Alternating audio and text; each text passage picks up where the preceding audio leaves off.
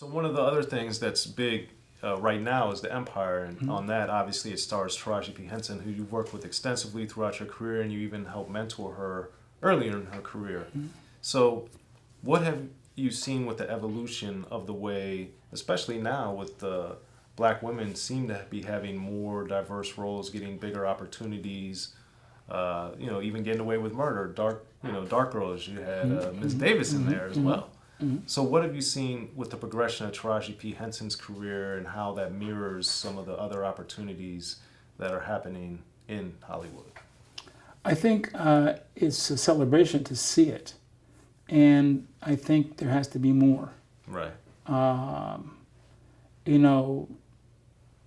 just think that we need to be producing more product because there are so many talented people that need a voice. And right now, minority films annually, approximately out of the 500 or 600 that come out of Hollywood every year, maybe 12, 13. Right.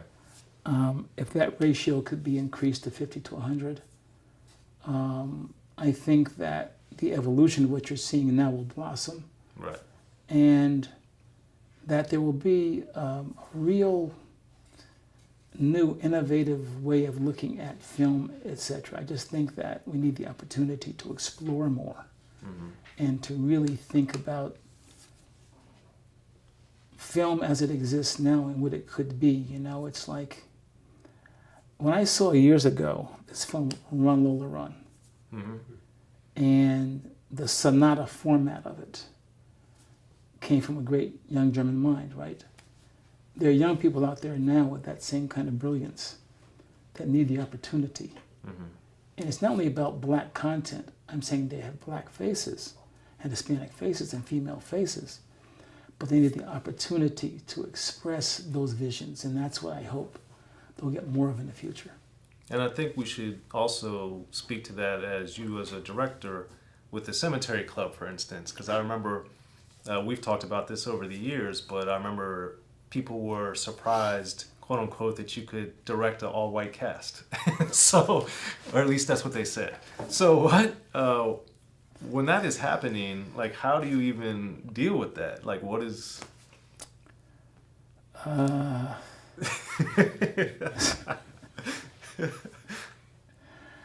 I every time I went on tour, we did a national tour with Cemetery Club, and Diane Ladd, Ellen Burstyn, Olympia Dukakis, 3 great actresses. It's about basically that they were all friends and their husbands died, all 3 of them, and they formed a club of survival and mutual comfort, etc. Right. And there was not one interview I did when I was on the road with the film where some reporter did not ask me that question. You're these are 3 Jewish women, and you are how can you, they got almost stuttered, but they want to say, how could you direct that film? That's what they kind of wanted to say. Right. And my response usually was, well, because they're human beings. Right. And I've experienced death in my family since I'm human, and I understand that. I understand what they went through, and I wanted to. So they will continue. Yeah, but they're not. They're not your same culture. I'm saying, well, Steven Spielberg directed The Color Purple, and here's the answer I would get every single time, but that's different. It's different because it's Steven Spielberg? Or what made it different? I didn't even bother to ask. You never found that out? No, I know what it was. I never bothered to ask because it's not worth the, and that, but it's important to me because in the sense that we have to jump out of our boxes. I mean, the boxes that we try to get to lock us into, got to jump out, because if what you do as a filmmaker is only limited to your skin, it limits what you can talk about. It's interesting that this is happening with you as a director, because I think it's also noteworthy that you've been directing way before you started directing films that also featured rappers from you know, in the 70s and 80s directing television.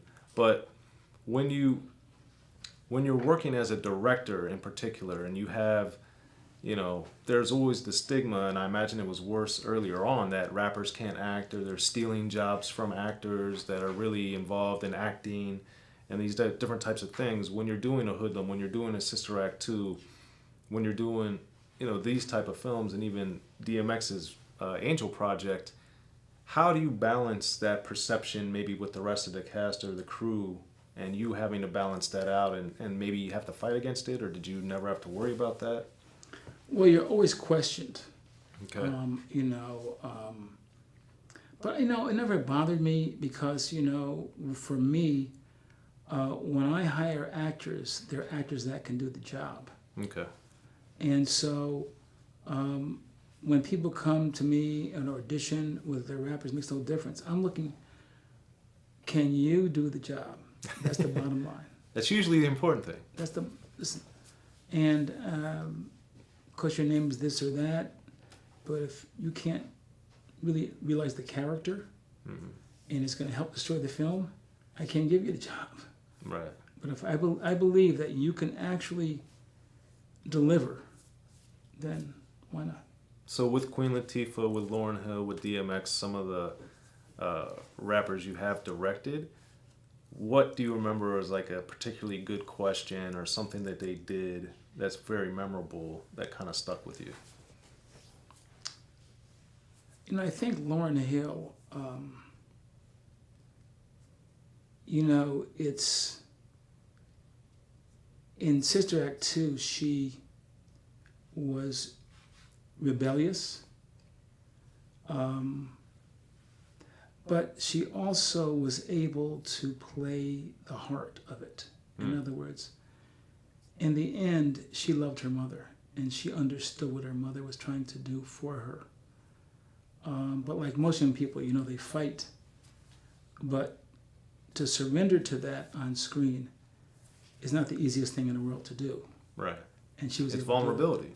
Well, vulnerability, it's easy to say, but when that camera's in a close-up and you're asked to let us see inside your soul, it's, but she was able to do it. Right.